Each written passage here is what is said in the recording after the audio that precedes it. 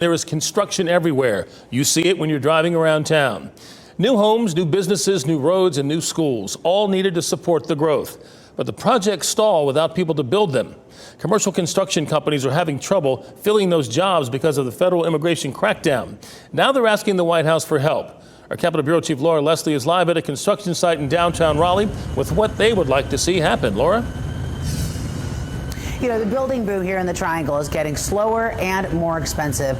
And that's because, according to state data, nearly a third of the construction workforce here in North Carolina was born in another country. And builders are telling us even workers who are legally here are afraid to go because they're worried about getting swept up in a raid.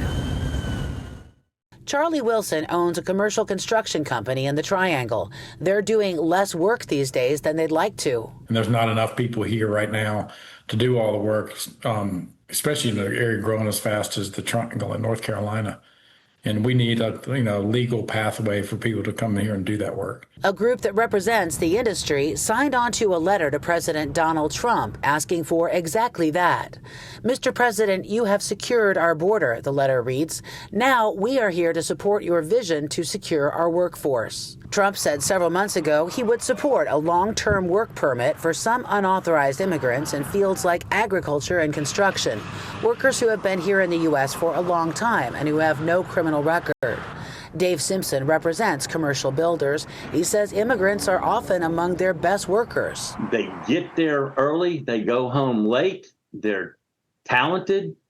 A lot of them are crafts folks, and a lot of them are sending money back to their families, in countries like Mexico and Colombia. But anti-immigration groups have criticized the work permit idea, saying it's the same thing as amnesty. And ICE enforcement raids on work sites are on the rise.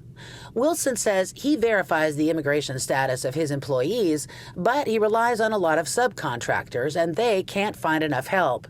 Even workers who do have legal status here are staying home because they're worried about being swept up and deported anyway. When we have a shortage of labor, they're just, you have to pay people more. It takes longer to do things because a crew that might have 10 people now has 5 people, and you can only work so much overtime. Construction isn't the only industry by far that's having labor shortages right now. Groups that signed on to that letter to the president as well include groups representing agriculture, utilities, healthcare, and hospitality, as well as other sectors. Laura Leslie, WRAL News, live in Raleigh.